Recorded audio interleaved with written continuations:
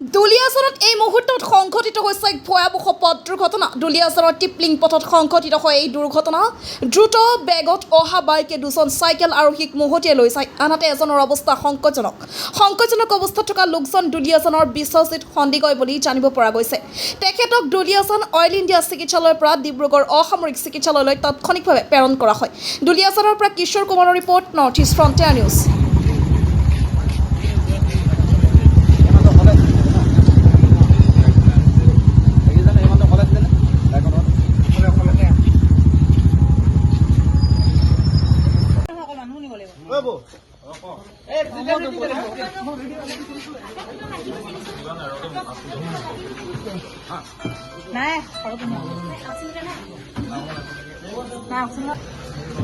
যাবি নেকি?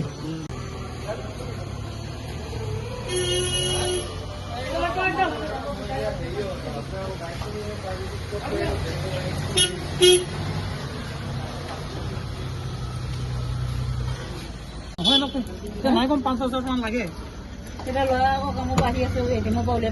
গাড়ী ভাড়াও আছে, গাড়ীটো ইমান দেৰি ৰখিব নিদিয়ে তাত। কোন আছে মানুহ মাকক?